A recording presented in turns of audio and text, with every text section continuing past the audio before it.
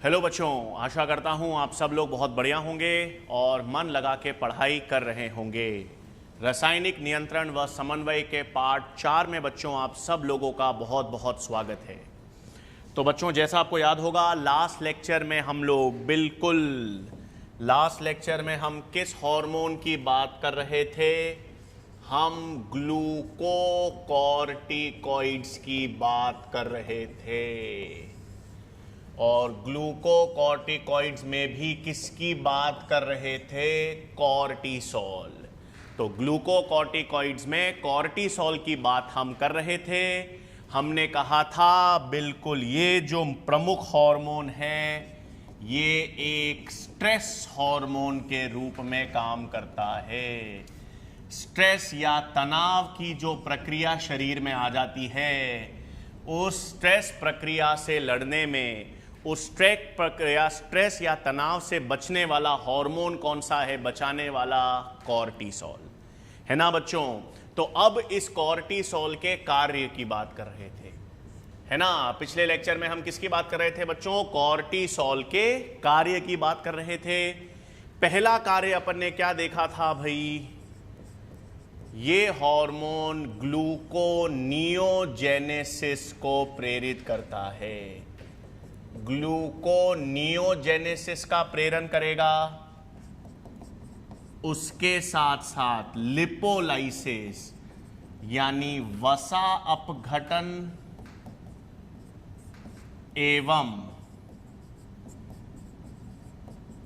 Proteolysis, protein अपघटन का भी प्रेरण करता है।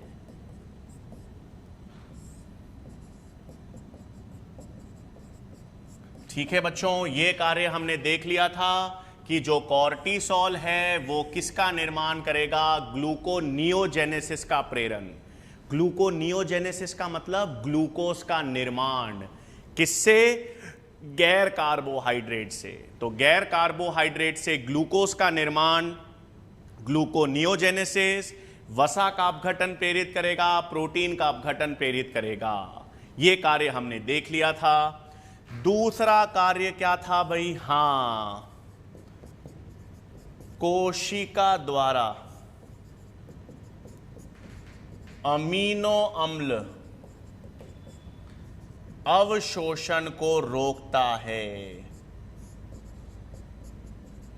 यह भी हमने देखा था बच्चों। मैंने आपसे कहा था कि कोशिकाओं के द्वारा रुधिर में या कोशिकाओं के द्वारा अमीनो अम्ल के अवशोषण को रोक रहा है। क्यों?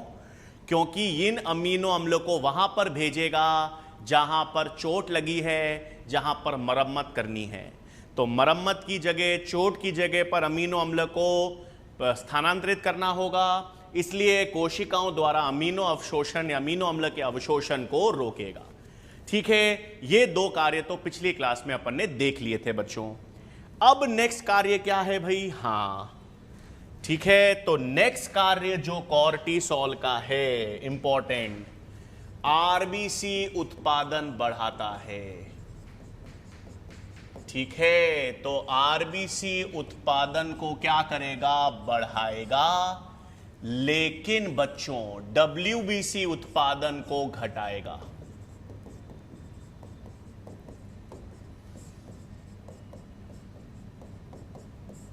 अब देखो बच्चों, आरबीसी उत्पादन बढ़ाएगा, डब्ल्यूबीसी उत्पादन घटाएगा। अब आप समझो, ये जो कॉर्टिसोल वाला हार्मोन है ना बच्चों, ये कॉर्टिसोल हार्मोन तो स्ट्रेस या तनाव में काम कर रहा है। अब तनाव में आपको रुधिर प्रवाह ज्यादा चाहिए तो आप आरबीसी उत्पादन तो बढ़ेगा, लेकिन तनाव ज्यादा लेते हैं तो प्रतिरक्षक तंत्र कमजोर होता है। स्ट्रेस तो खराब ही चीज है ना। आप जीवन भर स्ट्रेस रखोगे या आप कमजोरी रखोगे तो आपका प्रतिरक्षक तंत्र क्या होता रहेगा? कमजोर होता रहेगा। तो क्योंकि ये डब्ल्यूबीसी उत्पादन कम कर देता है, ये किसके रूप में काम करता है बच्चों? इम्यूनो सप्रेसेंट के रूप में। किसके रूप में काम करता है? Immuno suppressant. प्रतिरक्षा तंत्र को कमजोर करता है। इम्यूनो सप्रेसेंट का मतलब है प्रतिरक्षा तंत्र को कम कर देता है। और मैंने कहा था दर्द के विरुद्ध काम करेगा, दर्द महसूस नहीं होने देगा, एंटी इंफ्लामेटरी होता है, प्रतिशोथ या प्रतिप्रदाह कार्य करता है ना भाई। दर्द होता है वहां ही पर तो सूजन आती है, सूजन के कारण दर्द उत्पन्न होता है, तो ये दर्द को कम करने वाला हार्मोन है, ये पेन रिड्यूस करता है, इसलिए एंटी इंफ्लामेटरी होता है, प्रतिशोध या प्रतिप्रदाह। तो ये बेहद इंपॉर्टेंट काम याद रखने हैं बच्चों। इम्यून सिस्टम को कमजोर करेगा, इम्यून सप्रेसेंट के रूप में काम करेगा, और शोथ या प्रदाह सूजन और दर्द को भी क्या करता है, कम। क्या करता है भाई, दर्द को कम करता है। ठीक है, तो ये सब किसके कार्य हो गए, कॉर्टिसोल के। ये प्रमुख रूप से किसके कार्य देख लिए बच्चों अपन ने, कॉर्टिसोल के। आरबीसी उत्पादन बढ़ाएगा लेकिन प्रतिरक्षक तंत्र को कम करेगा, डब्ल्यूबीसी उत्पादन कम करेगा, दर्द को कम करेगा, इसलिए एंटी इंफ्लेमेटरी है। ठीक है, जीवन रक्षक हार्मोन ही कौन सा हो गया बच्चों, कॉर्टिसोल। ठीक है, फिर तीसरी कैटेगरी, तीसरे और आखिरी हार्मोन जो किससे निकल रहे हैं, बिल्कुल एड्रीनल वल्कुट क्षेत्र से। एड्रीनल वल्कुट या कॉर्टेक्स के कौन से हिस्से से, जोना रेटिकुलरिस। जोना रेटिकुलरिस जो आखिरी भीतरी हिस्सा था, उससे कौन से हार्मोन, सेक्स कॉर्टिकॉइड्स। अब आसान है, ये क्या करेंगे, सहायक लैंगिक लक्षणों के विकास में काम करते हैं। तो सहायक लैंगिक लक्षणों के विकास में कार्य करते हैं। तो जो भी सहायक लैंगिक लक्षण होंगे, पुरुषों में अलग, महिलाओं में अलग, तो पुरुषों में और महिलाओं में सहायक लैंगिक लक्षणों का विकास कौन से हार्मोन करते हैं, सेक्स कॉर्टिकॉइड्स। इसका मतलब देखो बच्चों, ये जो अपन ने अधिव्रक ग्रंथि देखी है ना, ये जो अपन ने अधिव्रक ग्रंथि देखी है, इस अधिव्रक ग्रंथि को हम 4S ग्रंथि के नाम से जानते हैं। किस नाम से जानते हैं भाई, 4XS ग्रंथि। एस ग्रंथि क्यों, क्योंकि ये तनाव से संबंधित है, स्ट्रेस। लवण के अवशोषण से संबंधित है, सॉल्ट। शर्करा, शुगर के उपापचय से संबंधित है, और लैंगिक लक्षणों से संबंधित है। सेक्स कॉर्टिकॉइड्स लैंगिक लक्षणों से संबंधित है, शुगर, ग्लूकोकॉर्टिकॉइड्स ग्लूकोज का निर्माण कर रहे हैं, शुगर उपापचय। एल्डोस्टेरॉन लवण का पुनः अवशोषण करता है, कॉर्टिसोल स्ट्रेस हार्मोन। तो 4S, स्ट्रेस, सॉल्ट, शुगर और सेक्स से संबंधित है अधिव्रक ग्रंथि, इसलिए इसे अपन किस नाम से जानते हैं भाई, 4S ग्रंथि के नाम से। किस नाम से जानते हैं, 4S ग्रंथि। यदि आपसे पूछ ली जाए बच्चों, तो 4S ग्रंथि कौन सी होगी, अधिव्रक ग्रंथियां। अब भाई, अब हम यहां पे अधिव्रक ग्रंथियों से संबंधित रोगों की बात करें। ठीक है, कैसे, एक मिनट, ये तो आप चार्ट से ही समझा देता हूं। तो ये हमारे पास अधिव्रक ग्रंथियां हैं। अब अधिव्रक ग्रंथियों से हां 3 प्रमुख प्रकार के रोग हम समझ सकते हैं। एक मिनट,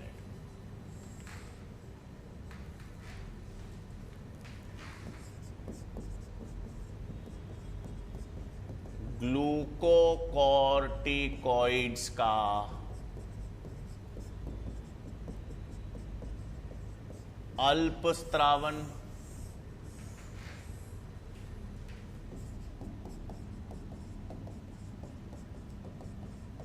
ग्लूकोकॉर्टिकॉइड्स का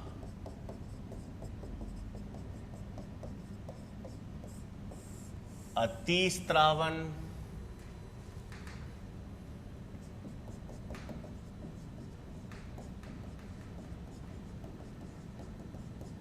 और मिनरल कॉर्टिकॉइड्स का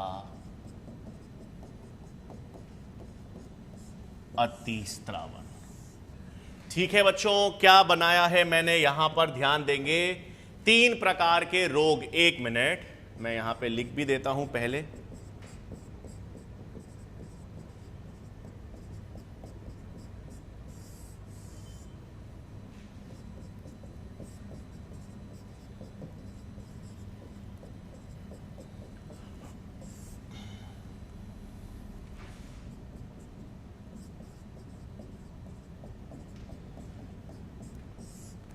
ठीक है बच्चों, वैसे तो क्वेश्चन केवल रोगों के नाम पर आता है, तो क्या क्या नाम पर आता है सुन लो।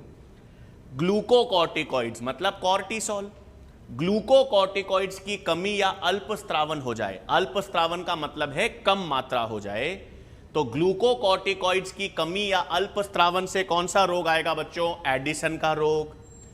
फिर अगर ग्लूकोकॉर्टिकॉइड्स, हां ग्लूकोकॉर्टिकॉइड्स यानी कॉर्टिसोल का जरूरत से ज्यादा स्त्रावन हो जाए, अगर अति स्त्रावन हो जाए या जरूरत से ज्यादा स्त्रावन हो जाए बच्चों, तो क्या देखा जाएगा, कशिंग का रोग देखा जाएगा। और अगर मिनरल कॉर्टिकॉइड्स, मिनरल कॉर्टिकॉइड्स का मतलब है एल्डोस्टेरॉन, एल्डोस्टेरॉन का अति स्त्रावन हो जाए तो कौन सा रोग आएगा, कॉन्स रोग। तो रोगों के नाम याद रखने हैं, एडिसन रोग ग्लूकोकॉर्टिकॉइड के अल्प स्त्रावन के कारण आएगा, ग्लूकोकॉर्टिकॉइड का जरूरत से ज्यादा अति स्त्रावन के कारण कशिंग का रोग आएगा, और मिनरल कॉर्टिकॉइड्स यानी एल्डोस्टेरॉन के अति स्त्रावन, जरूरत से ज्यादा स्त्रावन से कॉन्स रोग आएगा। अब बच्चों मैं यहां पर लक्षण भी लिख रहा हूं, अगर आपको ध्यान रखने हो तो, कि एडिसन रोग की पहचान कैसे करेंगे और ये सब।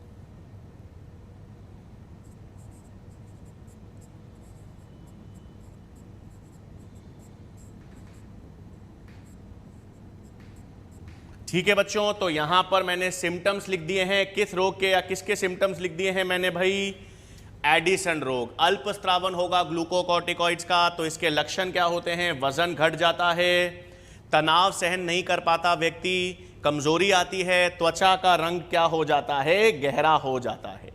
ठीक है, अब कशिंग के रोग में लक्षण क्या है भाई, हाँ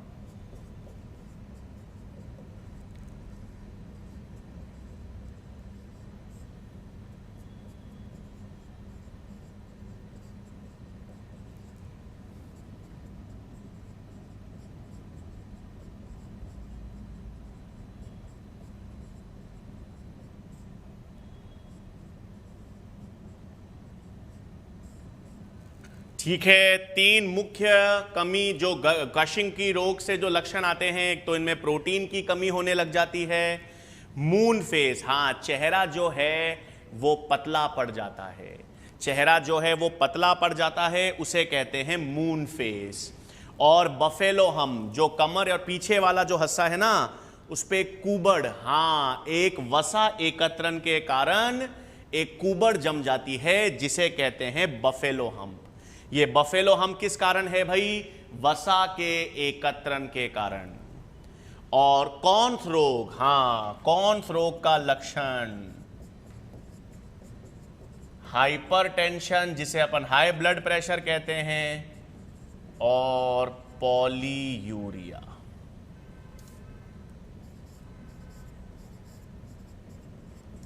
ठीक है बच्चों, वैसे तो नीट जो है वो रोगों के लक्षण नहीं पूछता, लेकिन फिर भी अगर पूछ लिया जाए तो मैंने आपको यहां पर रोगों के लक्षण लिख दिए हैं, एडिसन रोग के लक्षण, कशिंग रोग के लक्षण, कॉन्स रोग के लक्षण। लेकिन मैं फिर आपको बताऊंगा याद रखिएगा बस अल्प स्त्रावन और अति स्त्रावन से रोगों का नाम अगर आप याद रख लेते हो तो वो बहुत है। ग्लूकोकॉर्टिकॉइड्स की कमी से एडिसन का रोग याद रखना है, ग्लूकोकॉर्टिकॉइड का जरूरत से ज्यादा स्त्रावन हो जाए तो कशिंग रोग, और मिनरल कॉर्टिकॉइड एल्डोस्टेरॉन के अति स्त्रावन से कौन का रोग होता है। हां, अब सेक्स कॉर्टिकॉइड्स के कारण भी बिल्कुल सही, यहां पर सेक्स कॉर्टिकॉइड्स में भी याद रखना,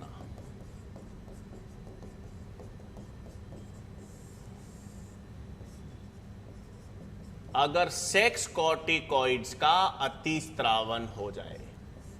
अब इसको समझने से पहले बच्चों आपको दो चीजें याद रखनी है। हमने जनन तंत्र में भी पढ़ा था, जब हमने जनन तंत्र पढ़ा था तो मैंने आपसे कहा था कि मादा लैंगिक हार्मोन, महिला लैंगिक हार्मोन एस्ट्रोजन होता है और पुरुष लैंगिक हार्मोन टेस्टोस्टेरॉन होता है ना। नर लैंगिक हार्मोन टेस्टोस्टेरॉन है, मादा लैंगिक हार्मोन एस्ट्रोजन है। लेकिन जैसे पुरुषों में ज्यादा मात्रा में टेस्टोस्टेरॉन होगा, महिलाओं में ज्यादा मात्रा में एस्ट्रोजन होगा, लेकिन पुरुषों में थोड़ा एस्ट्रोजन मिलता है और महिलाओं में भी थोड़ा टेस्टोस्टेरॉन मिलता है ना भाई। सेक्स कॉर्टिकॉइड्स तो महिलाओं और पुरुषों दोनों में है। हां, महिलाओं में एस्ट्रोजन की मात्रा ज्यादा है क्योंकि यहां से भी एस्ट्रोजन निकल रहा है और अंडाशय से एस्ट्रोजन निकलता है, इसलिए एस्ट्रोजन की मात्रा महिलाओं में ज्यादा है, लेकिन थोड़ा टेस्टोस्टेरॉन सेक्स कॉर्टिकॉइड से निकलता है महिलाओं में। पुरुषों में भी टेस्टोस्टेरॉन सेक्स कॉर्टिकॉइड से निकलेगा और आपके वृषण से निकलेगा मुख्य रूप से टेस्टोस्टेरॉन, लेकिन पुरुषों में भी कुछ मात्रा में एस्ट्रोजन होगा सेक्स कॉर्टिकॉइड्स। तो पुरुषों में कुछ मात्रा में एस्ट्रोजन मिलता है, महिलाओं में कुछ मात्रा में टेस्टोस्टेरॉन मिलता है। इसका मतलब अगर पुरुषों में एस्ट्रोजन की मात्रा बढ़ जाए तो प्रॉब्लम, और महिलाओं में टेस्टोस्टेरॉन की मात्रा बढ़ जाए तो प्रॉब्लम। जैसे पुरुषों में एस्ट्रोजन की मात्रा बढ़ जाए तो स्तनों का विकास हो सकता है, गायनेकोमास्टिया। क्लाइनफेल्टर सिंड्रोम में यह लक्षण पढ़ा था अपन ने जब हमने जेनेटिक्स पढ़ी थी। और महिलाओं में अगर टेस्टोस्टेरॉन की मात्रा बढ़ जाएगी तो महिलाओं में दाढ़ी और मूंछ आ सकती है, तो यह भी क्या है, रोग ही है। तो अतिस्त्रावन से सुनो भाई, अतिस्त्रावन से महिलाओं में, हां महिलाओं में अगर टेस्टोस्टेरॉन का स्त्रावन ज्यादा हो जाए तो उससे कौन सा रोग आता है, एड्रिनल विरिलिज्म। हां भाई, दाढ़ी और मूंछ आ जाती हैं महिलाओं में। किसके कारण, ज्यादा टेस्टोस्टेरॉन। थोड़ा सा हल्का सा टेस्टोस्टेरॉन हो तो वो तो रहेगा, उससे कोई ज्यादा प्रभाव नहीं पड़ रहा, लेकिन टेस्टोस्टेरॉन की मात्रा बढ़ जाए महिलाओं में तो दाढ़ी और मूंछ आ जाएंगी महिलाओं में, जिसे एड्रिनल विरिलिज्म कहते हैं। और पुरुषों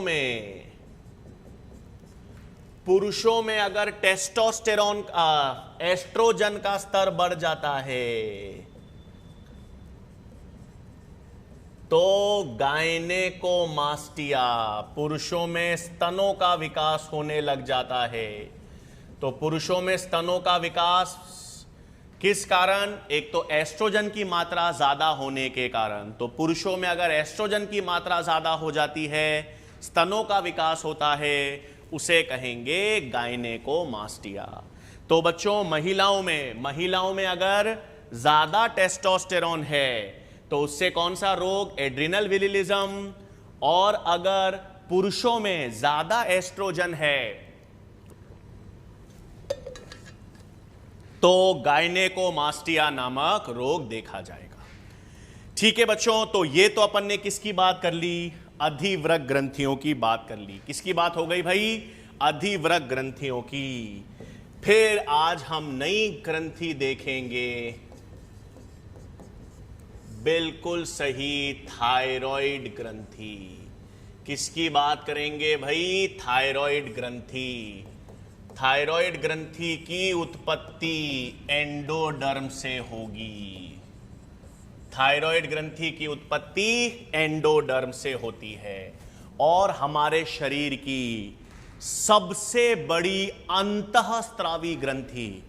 सुन लेना, शरीर का सबसे बड़ा अंग त्वचा, शरीर की सबसे बड़ी ग्रंथि यकृत या लिवर, और शरीर की सबसे बड़ी अंतःस्त्रावी ग्रंथि थायराइड है ना भाई। तो थायराइड क्या है? शरीर की सबसे बड़ी अंतःस्त्रावी ग्रंथि। तो शरीर की सबसे बड़ी अंतःस्त्रावी ग्रंथि कौन सी हो गई भाई? थायराइड सबसे बड़ी अंतःस्त्रावी ग्रंथि है। अब देखो भाई, हमारी जो थायराइड ग्रंथि है ना, वो द्विपिंडीय होती है। पहले तो छोड़ो, पहले तो होगी कहां पर? तो आपको अपना सर के नीचे गले में मिलती है, और गले में जहां से ट्रैकिया चालू होती है ना, ट्रैकिया के आगे की तरफ होगी। तो थायराइड ग्रंथि कहां उपस्थित होती है भाई?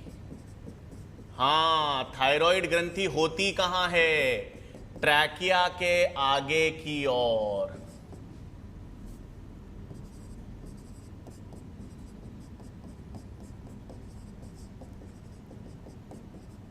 ठीक है ना? मतलब अगर हम ये बनाएं, हां, अरे यार,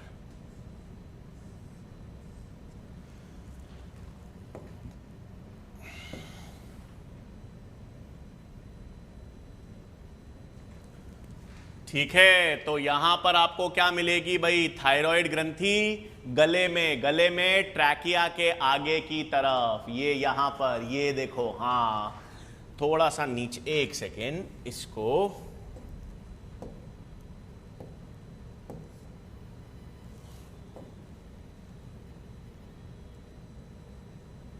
हाँ, अब ठीक है। ठीक है, तो ट्रैकिया के आगे की ओर क्या पाई जाती है? थायराइड ग्रंथि पाई जाएगी। अब हमारी जो थायराइड ग्रंथि है ना बच्चों, वो द्विपिंडीय होती है। ठीक है, कैसी होगी भाई? द्विपिंडीय। ठीक है, द्विपिंडीय होती है, और दोनों पिंड आपस में इस्थमस से जुड़े होते हैं। तो ये दो द्विपिंडीय होती है, और द्विपिंडीय, और दोनों पिंड आपस में इस्थमस से जुड़े होते हैं। ठीक है, तो ट्रैकिया के आगे की ओर होगी, द्विपिंडीय होगी। इसको हम एच आकार की ग्रंथि भी कहते हैं, बटरफ्लाई आकार की ग्रंथि भी कहते हैं। एक ही बात है, आप इसे बटरफ्लाई आकार की ग्रंथि कहो, एच आकार की ग्रंथि करो। द्विपिंडीय है, दो पिंड होंगे, दोनों पिंड आपस में इस्थमस से जुड़े हैं, और ये ट्रैकिया के आगे की तरफ उपस्थित होगी। सबसे बड़ी अंतःस्रावी ग्रंथि है, और उत्पत्ति एंडोडर्म से होगी। अब देखो बच्चों, है क्या? अब एक सेकेंड,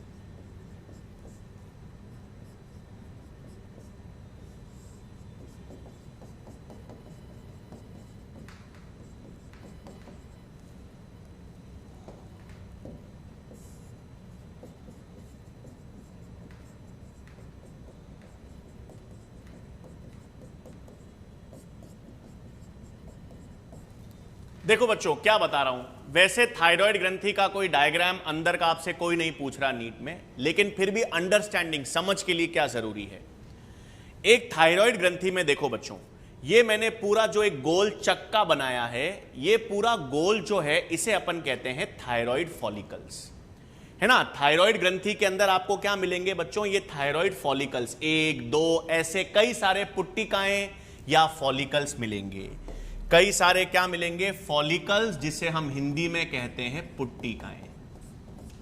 और ये पुट्टिकाएं किससे बनी हुई हैं, बिल्कुल सही, ये पुट्टिकाएं कोशिकाओं से बनी हैं, जिनको कहेंगे पुट्टकीय सेल्स, है ना भाई। तो ये सारे क्या हैं, ये सारे पुट्टकीय सेल्स हैं, ये सारे क्या हैं भाई, पुट्टकीय सेल्स हैं, ठीक है। और पुट्टकीय सेल्स के पास में ये लाल रंग के क्या हैं, पैराफॉलिक्यूलर सेल्स या सी सेल्स, ठीक है। दो तरह की कोशिकाएं याद रखनी है थायराइड ग्रंथि में, एक तो फॉलिक्यूलर सेल्स या पुट्टकीय कोशिकाएं हैं, और दूसरा ये पैराफॉलिक्यूलर सेल्स हैं।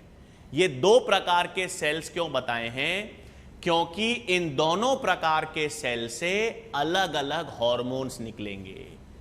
अपन को तो ध्यान किस पे देना है, कौन से हार्मोन्स निकलेंगे, है ना। तो क्या है भाई, ये रही थायराइड ग्रंथि, मैंने कहा। अब थायराइड ग्रंथि में हमारे काम की दो कोशिकाएं हैं, थायराइड ग्रंथि में हमारे काम की दो कोशिकाएं हैं भाई। कौन सी हैं, एक तो पुट्टकीय कोशिकाएं, फॉलिक्यूलर सेल्स,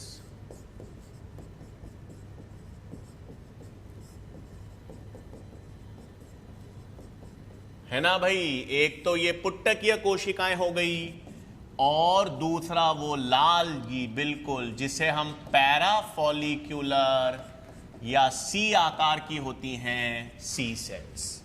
तो थायराइड ग्रंथि के अंदर दो प्रकार की कोशिकाएं आपको पता होनी चाहिए, पुट्टकीय कोशिकाएं और पैराफॉलिक्यूलर सेल्स। क्यों, क्योंकि पुट्टकीय कोशिकाओं से कौन सा हार्मोन निकलेगा, पुट्टकीय कोशिकाओं से T3 और T4 हार्मोन्स निकलेंगे।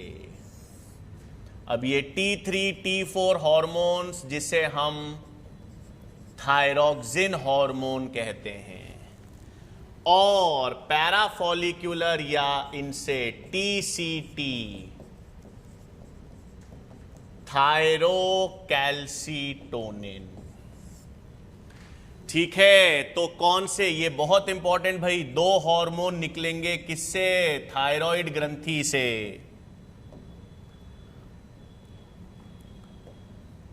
दो हार्मोन कौन से, जो पुट्टकीय कोशिकाएं हैं, जो थायराइड ग्रंथि की पुट्टकीय कोशिकाएं हैं, उससे T3 T4। अभी बताऊंगा ये T3 T4 क्या है। खैर आपके लिए भी याद रखना, थायरोक्सिन हार्मोन है, और पैराफॉलिक्यूलर या सी सेल से थायरोकैल्सिटोनिन। इंपॉर्टेंट चीज क्या, हां, ये आपके पास पेप्टाइड हार्मोन है। थायरोकैल्सिटोनिन कैसा हार्मोन है, पेप्टाइड हार्मोन, जिसमें 32 अमाइनो एसिड्स होते हैं। थायरोकैल्सिटोनिन शॉर्ट में से TCT कहते हैं। इसे आप सिंपल कैल्सिटोनिन भी कह सकते हो, थायरोकैल्सिटोनिन भी कह सकते हो।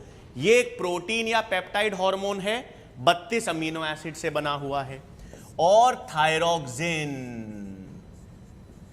थायरोक्सिन कैसा हार्मोन है, आयोडो हार्मोन। याद आया ना, एक ही आयोडो हार्मोन है अपने शरीर में, एक ही आयोडो हार्मोन थायरोक्सिन है, इसमें आयोडीन होता है, इसीलिए आयोडीन के कारण इसे क्या कहते हैं, आयोडो हार्मोन कहते हैं। और पेप्टाइड हार्मोन कौन सा है, थायरोकैल्सिटोनिन, ठीक है। अब एक एक बात करते हैं, सर ये T3 क्या है, T4 क्या है, ठीक है। अब आओ, तो थायराइड ग्रंथि में पुट्टकीय कोशिकाओं से थायरोक्सिन हार्मोन निकल रहा है, जो आयोडो हार्मोन है, और पैराफॉलिक्यूलर या सी सेल से थायरोकैल्सिटोनिन निकल रहा है, जो कि एक पेप्टाइड हार्मोन है, 32 अमीनो एसिड से बना हुआ है, ठीक है। अब आओ एक चीज इंपॉर्टेंट,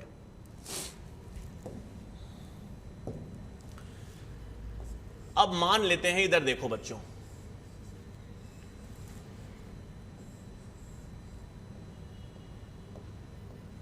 ठीक है, ये मैंने आपसे कह दिया पुट्टकीय कोशिकाएं हैं। ये थायराइड ग्रंथि के क्या हो गए भाई?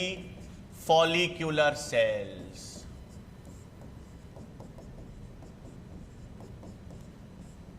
ठीक है, थायराइड ग्रंथि के क्या है? पुट्टकीय सेल्स।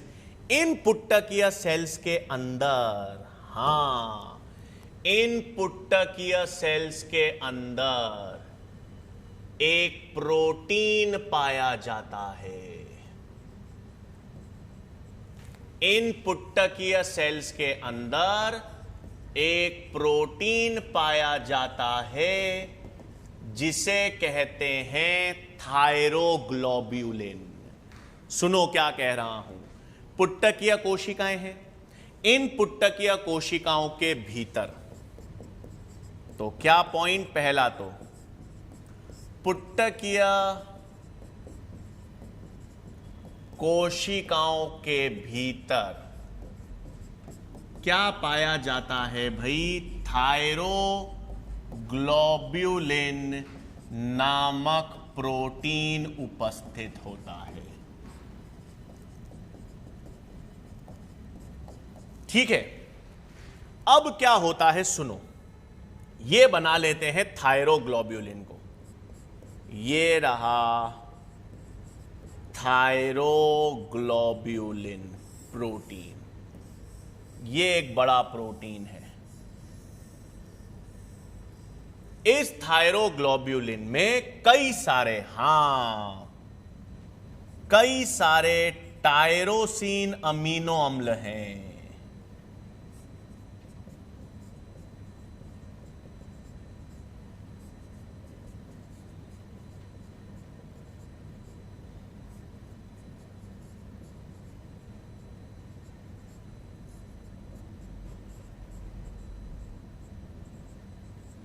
क्या है बच्चों? थायरोग्लोब्यूलिन क्या है? प्रोटीन। सुनो वापस, पुट्टकीय कोशिकाएं हैं, पुट्टकीय कोशिकाओं के भीतर एक प्रोटीन पाया जाता है थायरोग्लोब्यूलिन। तो थायराइड ग्रंथि की जो पुट्टकीय कोशिकाएं हैं, इन पुट्टकीय कोशिकाओं के भीतर कौन से नाम का प्रोटीन है? थायरोग्लोब्यूलिन नामक प्रोटीन उपस्थित है। इस प्रोटीन की खासियत यह है कि प्रोटीन अमीनो अम्ल से बना है। इस थायरोग्लोब्यूलिन प्रोटीन में कई सारे टायरोसिन हैं, बहुत संख्या में, कई संख्या में टायरोसिन है। हां, तो अब क्या होता है, इनके साथ, क्या ले लूं, प्लस ब्लैक, इनके साथ आयोडीन जुड़ता है ना? इनके साथ क्या जुड़ेगा? आयोडीन जुड़ेगा,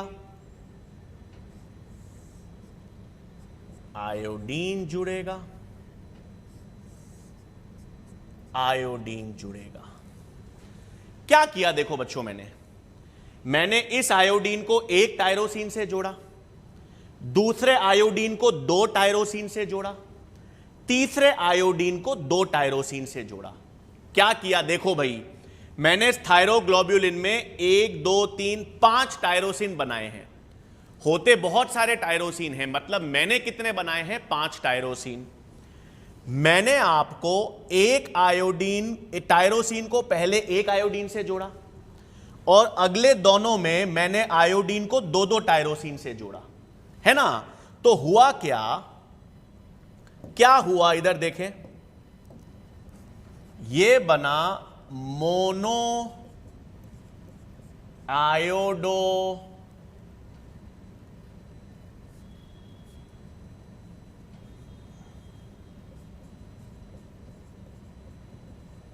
टायरोसिन और ये बना डाई आयोडो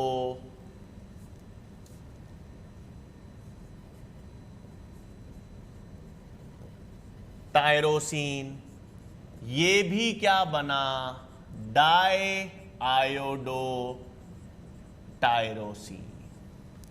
ठीक है, क्या हुआ भाई? ये थायरोग्लोब्यूलिन प्रोटीन है।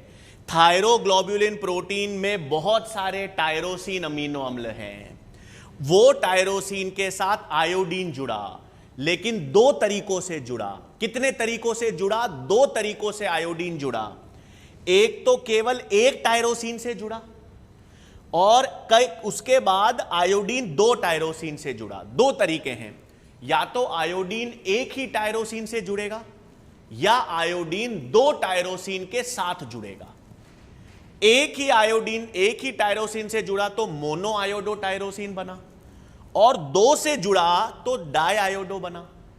अब आगे चलकर क्या होगा सुनो, आगे चलकर ये दो कॉम्बिनेशन बनेंगे। इधर देखो, अगर ये दोनों जुड़ते हैं,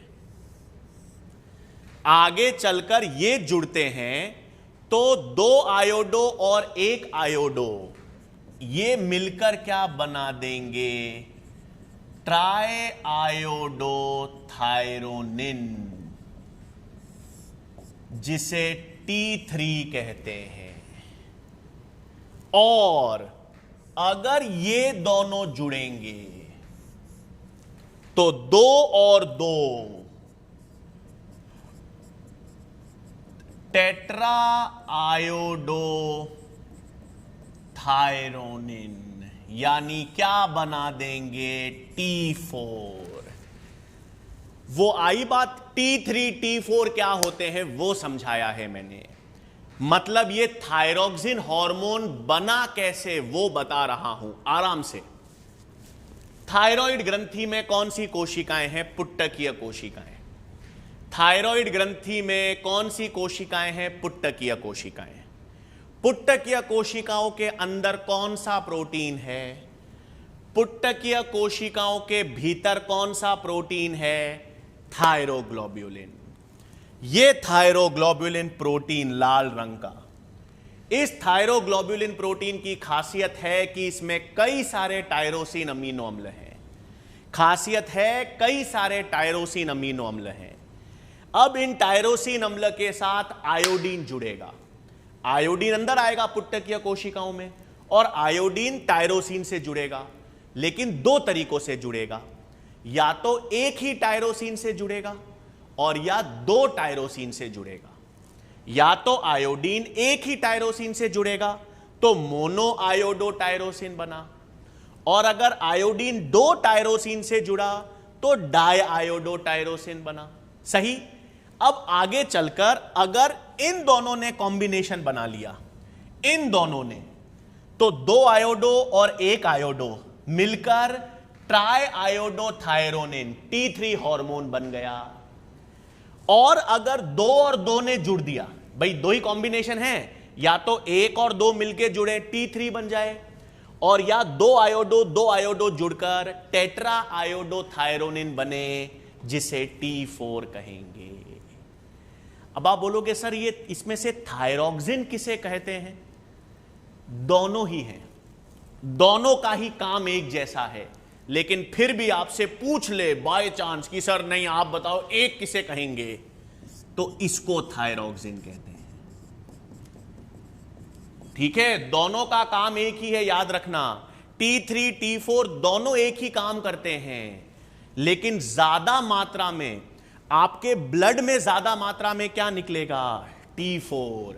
ब्लड में ज्यादा मात्रा में T4 निकलता है, इसलिए इसको थायरोक्सिन कह दिया।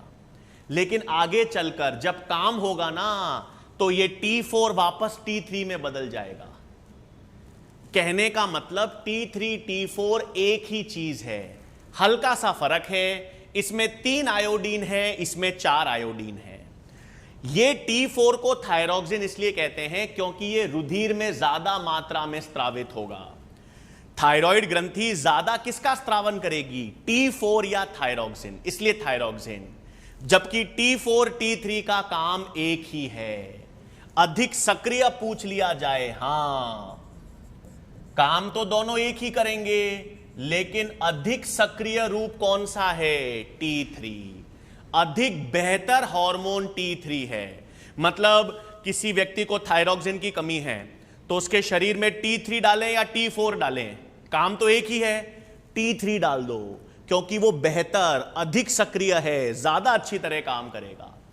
T4 भी डाल सकते हो, लेकिन ज्यादा डालना पड़ेगा। बस काम दोनों का एक ही है, अगर आपसे पूछ लें सर थायरोक्सिन किसे कहेंगे, तो T4 को कहेंगे।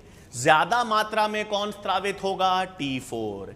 अधिक सक्रिय कौन है, T3। काम दोनों के एक ही हैं, काम दोनों के एक ही हैं। ठीक है बच्चों, आई होप ये मैंने बता दिया कि ये मतलब थायरोग्लोब्युलिन और आयोडीन जो है वो मिलकर थायरोक्सिन हार्मोन बनाते हैं। ठीक है बच्चों, क्लियर। तो अब फंक्शन देख लें। तो थायरोक्सिन का कार्य, ठीक है, थायरोक्सिन के कार्य T3 T4 एक ही मतलब है। T4 को थायरोक्सिन कहते हैं क्योंकि वो ज्यादा मात्रा में स्रावित हो रहा है। अधिक सक्रिय कौन है, T3। दोनों का काम एक ही है। ठीक है, तो क्या काम, सबसे पहले भाई ये थायरोक्सिन तो बच्चों के, शिशुओं में, मैंने कहा था ग्रोथ हार्मोन, वृद्धि हार्मोन तो सिर्फ फिजिकल ग्रोथ, भौतिक वृद्धि करवा रहा था। फिजिकल और मेंटल ग्रोथ पूर्ण रूप से बच्चों में वृद्धि कौन करवाएगा, थायरोक्सिन। तो थायरोक्सिन का पहला काम तो भाई शिशुओं में, हां शिशुओं में मतलब भ्रूणीय व जन्म के पश्चात दोनों में शारीरिक व मानसिक वृद्धि का प्रेरण है ना भाई। शारीरिक हो, मानसिक हो, पूर्ण प्रकार की वृद्धि का प्रेरण कौन करेगा, थायरोक्सिन करेगा। ठीक है, लेकिन अब दूसरा, फिर ये तो शिशुओं में भाई, हम में थायरोक्सिन क्या करता है, हमारे अंदर थायरोक्सिन का प्रमुख कार्य क्या है, हां तो हमारे शरीर में किसका नियमन करता है, बीएमआर का नियमन। बीएमआर का मतलब भाई बेसल मेटाबॉलिक रेट, हिंदी में आधार्य उपापचय दर। अब बहुत बार बच्चों हम ये पढ़ तो रहते हैं, सर ये आधार्य उपापचय दर बीएमआर क्या है, बीएमआर ज्यादा कम, सब ठीक है, बट आज समझ लो बीएमआर का मतलब क्या है। ठीक है, बीएमआर क्या है सर, ये आधार्य उपापचय दर क्या है। सुनो, हमारे शरीर को कार्य करने के लिए, हमारे शरीर में कोई भी क्रिया, कोई भी कार्य करने के लिए ऊर्जा की जरूरत होगी और ऊर्जा बनाने के लिए, ऊर्जा का निर्माण करने के लिए, ऊर्जा उत्पन्न करने के लिए ऑक्सीजन की जरूरत पड़ेगी। हमारे शरीर में कोई भी कोशिका है, कोई भी अंग है, उसको कार्य करने के लिए ऊर्जा चाहिए और ऊर्जा का उत्पन्न करना, ऊर्जा उत्पन्न करने के लिए ऑक्सीजन की खपत चाहिए, क्योंकि कार्बोहाइड्रेट हो, वसा हो, प्रोटीन हो, कोई भी ऊर्जा तभी देगा जब उसका ऑक्सीकरण होगा, और ऑक्सीकरण के लिए हर उत्तक या टिश्यू को या कोशिका को ऑक्सीजन चाहिए। तो उसी ऑक्सीजन की खपत, हां ऑक्सीजन की खपत को जो ऊर्जा उत्पन्न करने के लिए जरूरी है, उस ऑक्सीजन खपत को बीएमआर कहते हैं। अच्छा सर यही था क्या, तो अच्छा, तो कोशिका को ऊर्जा उत्पन्न करने के लिए जो ऑक्सीजन खपत करनी है उसे ही बीएमआर कहते हैं। तो फिर मोटे लोगों की बीएमआर तो कम होती है, पतले लोगों की बीएमआर ज्यादा होती है, ये क्या, वेट क्यों, हां तो ऑक्सीजन की खपत प्रति शरीर के भार के, हां पर यूनिट बॉडी वेट आ गई बात। तो बीएमआर जो है ना, बीएमआर है क्या, बीएमआर है शरीर में ऑक्सीजन की खपत प्रति बॉडी वेट। आ रही है बात समझ में? सिर्फ ऑक्सीजन की खपत नहीं है, ऑक्सीजन की खपत है, ऑक्सीजन की खपत जो ऊर्जा उत्पन्न करने के लिए चाहिए, लेकिन प्रति शरीर का भार। एक मोटे व्यक्ति का बीएमआर इसीलिए कम हो जाएगा, पतले व्यक्ति का बीएमआर, भाई हम ये तो पता ही है आपको, बीएमआर जो है वो व्युत्क्रमानुपाती होता है बॉडी वेट के।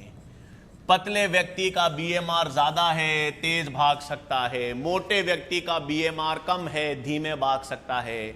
उपापचय दर मोटे व्यक्तियों की कम होती है, पतले व्यक्तियों की, इसीलिए फिट रहना जरूरी है, वेट कम करना जरूरी है, क्योंकि पतले व्यक्तियों का बीएमआर बेहतर होता है। तो वो बीएमआर क्या है? ऑक्सीजन की खपत प्रति बॉडी वेट, है ना? तो किसके व्युत्क्रमानुपाती हो गया? बॉडी वेट के। और बीएमआर का नियमन कौन सा हार्मोन करेगा? कौन सा हार्मोन करेगा? थायरोक्सिन। मतलब सर ये क्या करेगा? ये क्या करेगा? ऑक्सीजन की खपत बढ़ाएगा। थायरोक्सिन हार्मोन आपके शरीर में ऑक्सीजन की खपत बढ़ाएगा। ऑक्सीजन की खपत बढ़ेगी तो एटीपी संश्लेषण, ऊर्जा संश्लेषण ज्यादा होगा।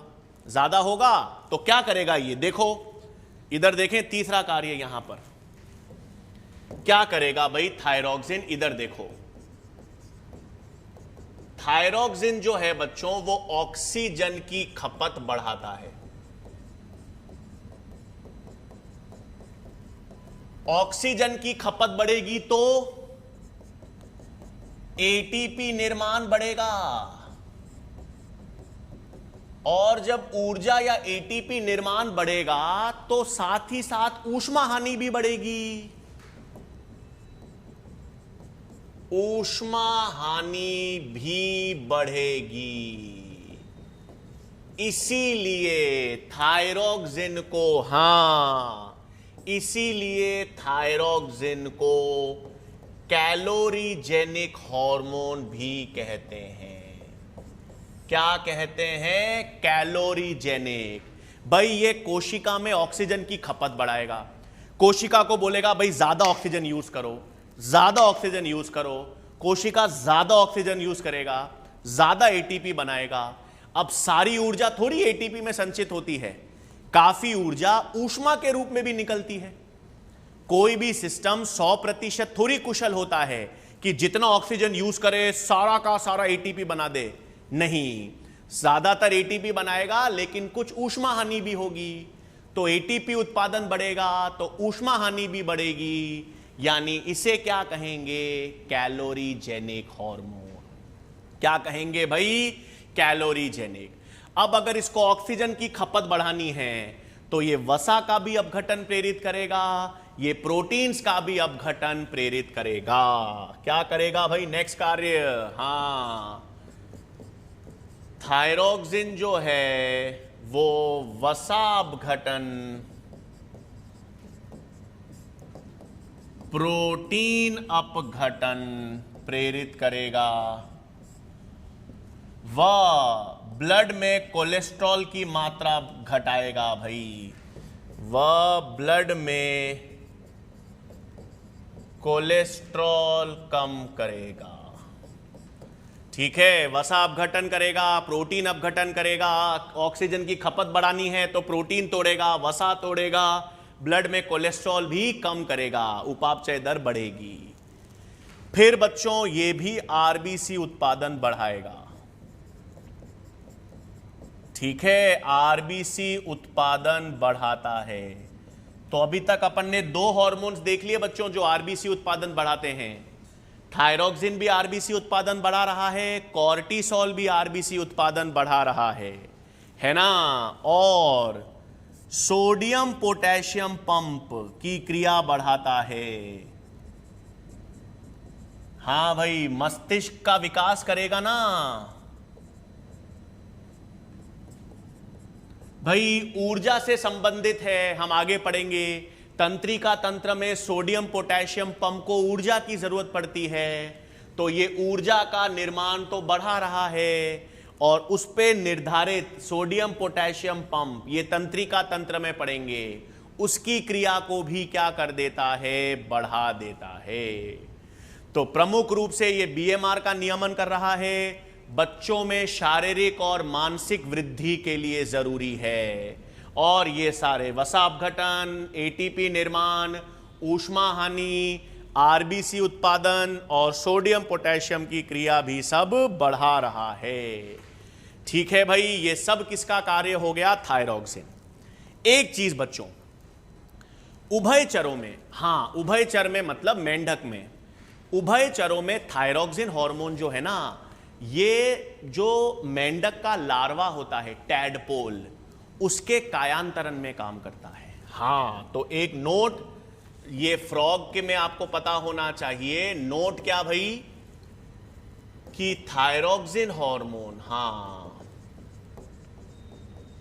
क्या करता है, थायरॉक्सिन हार्मोन जो है ना बच्चों, वो उभयचरों में,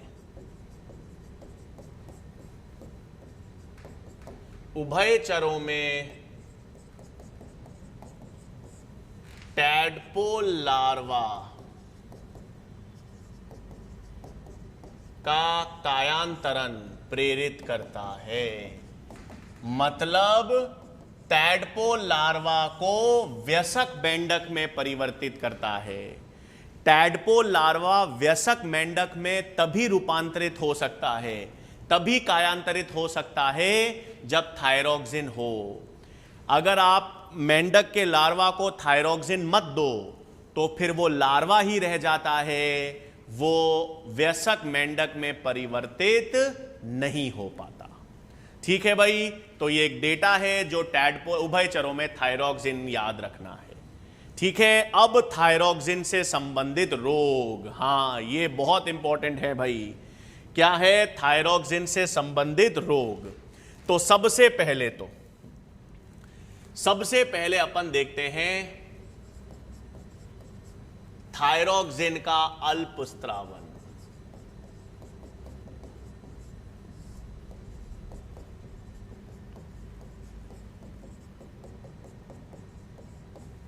अब थायरॉक्सिन का अल्पस्रावन का मतलब है कमी हो गई भाई, जिसे क्या कहेंगे, हाइपोथायरॉइडिज्म, है ना। थायरॉक्सिन की कमी, थायरॉक्सिन का अल्पस्रावन हो जाए, हाइपोथायरॉइडिज्म, तो बच्चों में क्या होगा, बच्चों में क्या होना चाहिए बच्चों, थायरॉक्सिन की कमी हो जाएगी तो उनका शारीरिक और मानसिक विकास रुक जाएगा।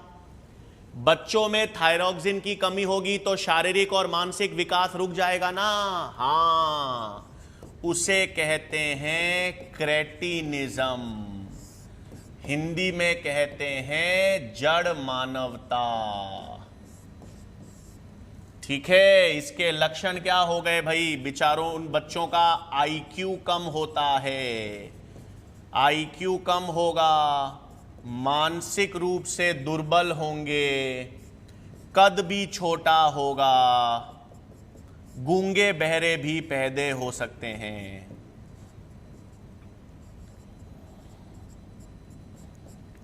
जब बच्चों का शारीरिक और मानसिक विकास रुक जाएगा, शारीरिक विकास रुक जाएगा तो कद छोटा होगा, मानसिक विकास रुक जाएगा तो उनका आईक्यू, मानसिक दुर्बलता होंगे, सुनने समझने की बोलने की क्षमता नहीं होगी, गूंगे और बहरे पैदा होंगे।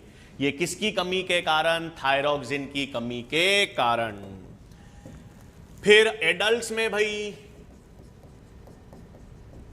वयस्कों में थायरॉक्सिन की कमी हो जाती है तो एक रोग होता है मिक्सडीमा, मिक्सडीमा जिसे हम गर्ल्स डिजीज भी कहते हैं। अब देखो भाई, बड़ों में, वयस्कों में अगर थायरॉक्सिन की कमी होगी तो क्या होगा, बीएमआर कम होगा। बीएमआर अगर कम हो जाएगा तो थकान ज्यादा उत्पन्न होगी, थकान उत्पन्न होगी, इडीमा हो जाएगा। हाँ, फ्लफी, चेहरे के पीछे या चेहरे के पीछे द्रव्य एकत्रित होगा।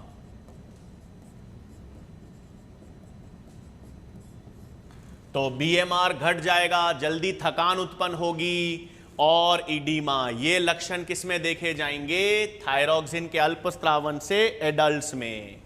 तो बच्चों में तो मानसिक और शारीरिक दुर्बलता आ जाएगी और वृद्धि रुक जाएगी, और बड़ों में, वयस्कों में मिक्स एडीमा या गल्स डिजीज। अब इसमें एक दो तीन और चीजें क्या बच्चों? अगर अति स्रावन हो जाए तो, अगर थायरॉक्सिन का अतिस्रावन हो जाए, अतिस्रावन यानी हाइपरथायरॉइडिज्म। अतिस्रावन मतलब जरूरत से ज्यादा। हां, तो ग्रेव्स डिजीज, या जिसे हम कहते हैं एक्सोप्थेल्मिक गॉइटर। अगर थायरॉक्सिन का जरूरत से ज्यादा स्रावन हो तो उसे कहते हैं ग्रेव्स डिजीज। ये भी एक कैसा रोग है बच्चों? स्वप्रतिरक्षा रोग है। इससे पहले अपन ने टाइप 1 डायबिटीज बताया था मैंने। टाइप 1 डायबिटीज स्वप्रतिरक्षा रोग, हमारा ही एंटीबॉडीज, हमारे ही प्रतिरक्षक हमारे ही कोशिकाओं को नष्ट कर देते हैं। ये स्वप्रतिरक्षा रोग, हमारे ही एंटीबॉडीज, हमारे ही टीएसएच ग्राही को, टीएसएच याद है अग्र पीयूष ग्रंथि से निकलता था, उसके ग्राही को ये प्रतिरक्षक नष्ट कर देते हैं हमारे।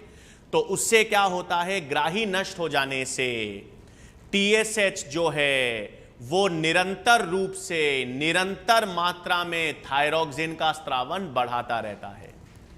ठीक है, तो स्वप्रतिरक्षा रोग है। इसके लक्षण अगर आपको ध्यान रखने हो तो बीएमआर बढ़ जाएगा, ब्लड प्रेशर बढ़ जाएगा, ब्लड प्रेशर, बीएमआर बढ़ जाना, और नेत्र गोलक के पीछे इडीमा।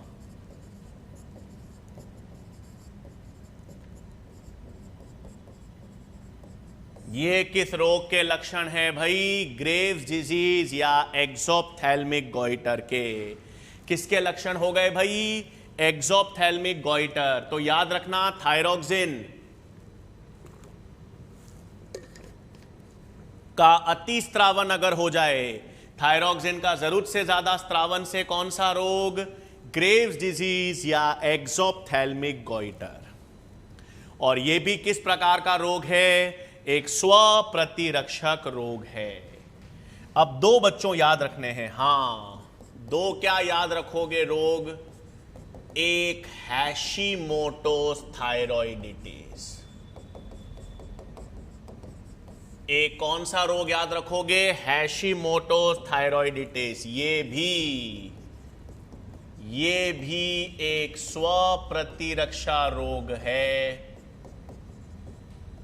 जिसमें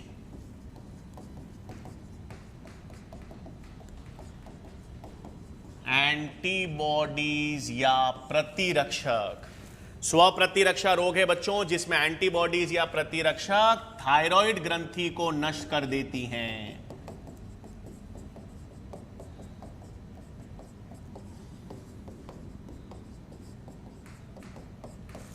ठीक है, तो हैशिमोटोस थायरॉइडिटिस भी 3 स्वप्रतिरक्षा रोग हो गए। टाइप 1 डायबिटीज, ग्रेव्स डिजीज और हैशिमोटोस थायरॉइडिटिस।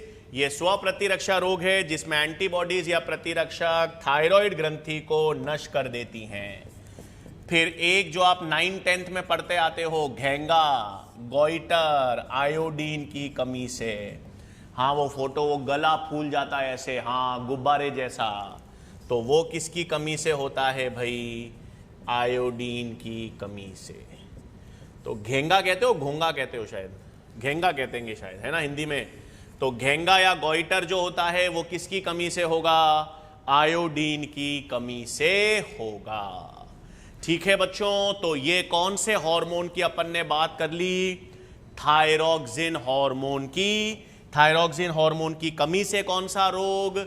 उसकी अल्प स्रावन से और अति स्रावन से कौन कौन से रोग? अब कौन सा हार्मोन रह गया? हां, थायरोकैल्सीटोनिन। पेप्टाइड हार्मोन है, 32 अमीनो अम्ल से बना है, देख लिया अपन ने। पैराफॉलिक्यूलर या सी सेल से इसका स्त्रावन होता है, यह भी मैंने आपको बता दिया।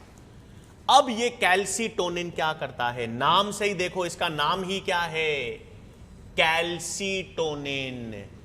कैल्शियम उपापचय से संबंधित है। किससे संबंधित है? कैल्शियम उपापचय से। और ये हार्मोन रुधिर में कैल्शियम के स्तर को कम करता है। तो क्या है भाई यह हार्मोन? यह हार्मोन किससे संबंधित है? कैल्शियम उपापचय से संबंधित है। किससे संबंधित है भाई? कैल्शियम उपापचय से संबंधित। और क्या करेगा? रुधिर में कैल्शियम का स्तर घटाता है।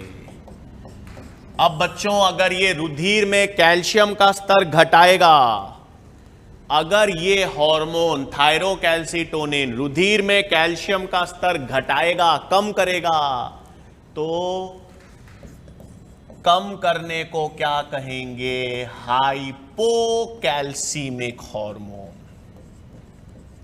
है ना भाई। रुधिर में ये कैल्शियम का स्तर कम करता है, तो रुधिर में कैल्शियम का स्तर कम करेगा, तो इसे कहेंगे हाइपोकैल्सीमिक हार्मोन।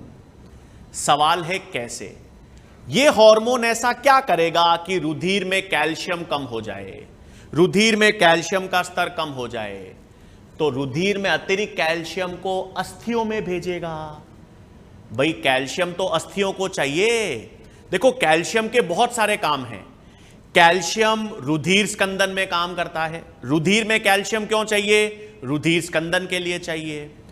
अस्थियों में कैल्शियम क्यों चाहिए? अस्थियों में कैल्शियम अस्थियों के निर्माण के लिए, अस्थियों की मजबूती के लिए चाहिए। पेशियों में कैल्शियम चाहिए, हम पढ़ेंगे। पेशियों में कैल्शियम संकुचन के लिए चाहिए। तो कैल्शियम के बहुत सारे काम हैं। अस्थियों में अस्थि निर्माण के लिए, पेशियों में संकुचन के लिए, रुधिर में स्कंदन के लिए। लेकिन अगर रुधिर में कैल्शियम का स्तर बढ़ जाता है, जरूरत से ज्यादा हो जाता है, तो वो अतिरिक्त कैल्शियम को अस्थियों में भेज देते हैं। तो क्या करता है भाई ये कैल्शियम को अस्थियों में स्थानांतरित करता है।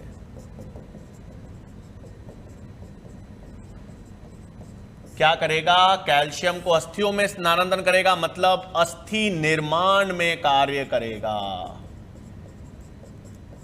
अस्थि निर्माण कौन सी कोशिकाएं करती हैं? ओस्टियोब्लास्ट्स।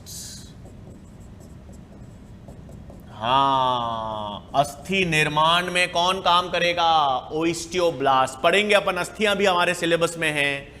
तो अस्थि के निर्माण में कौन प्रेरण, या अस्थियों के निर्माण का प्रेरण कौन करेगा भाई? ओस्टियोब्लास्ट। तो कैल्शियम अगर रुधिर में ज्यादा है, तो वह अतिरिक्त कैल्शियम को अस्थियों में भेजेगा।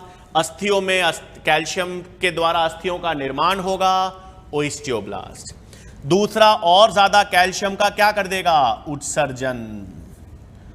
हां, अतिरिक्त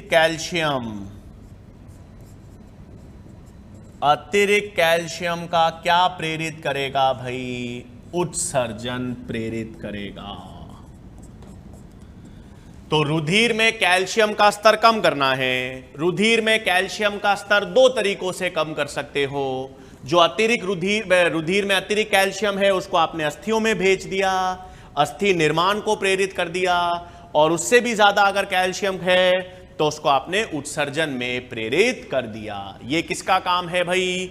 थायरोकैल्सीटोनिन का, जो कैल्शियम उपापचय से संबंधित है, रुधिर में कैल्शियम के स्तर को कम करता है।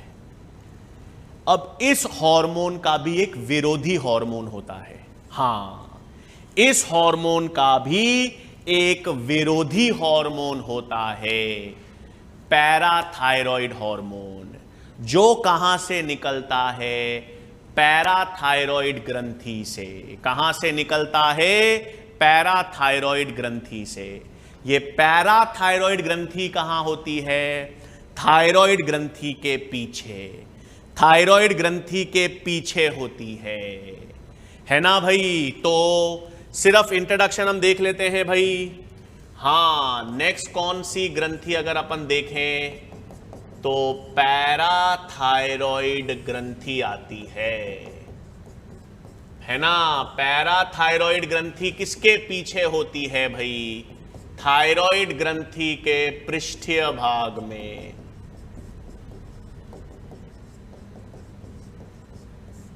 और इनकी संख्या कितनी होती है? पैराथायरॉइड ग्रंथि की संख्या 4 होती है बच्चों, 2 एक पिंड में। हां,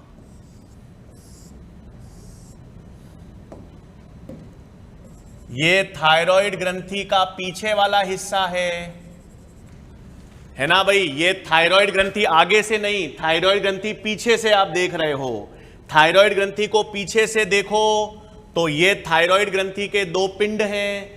पीछे की तरफ 4 पैराथायरॉइड ग्रंथि होती हैं। 4, 1 2 3 4, 4 पैराथायरॉइड ग्रंथि हैं, संख्या 4 है। और एक थायरॉइड के पिंड में कितनी है? 2।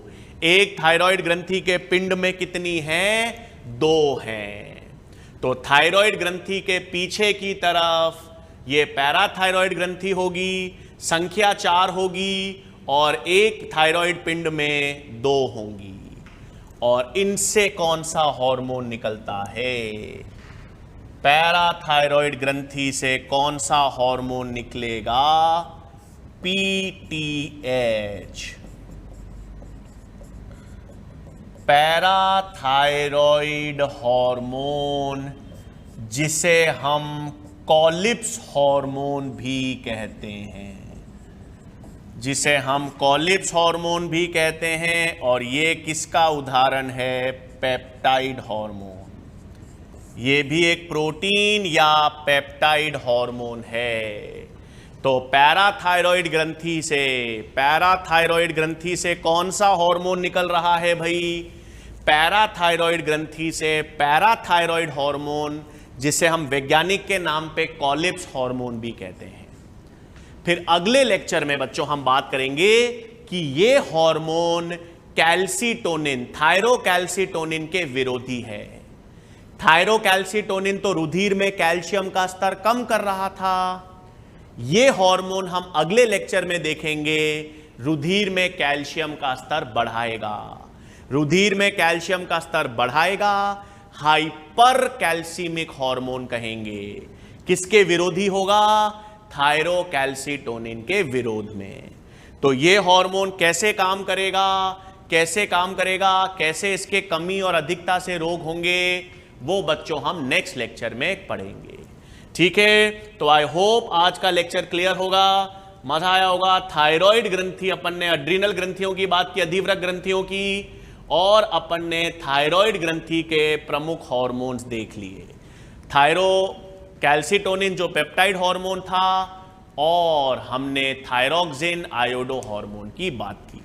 ठीक है बच्चों, आशा करता हूं चीजें क्लियर होंगी। अगले लेक्चर में मुलाकात होगी। बहुत बहुत धन्यवाद।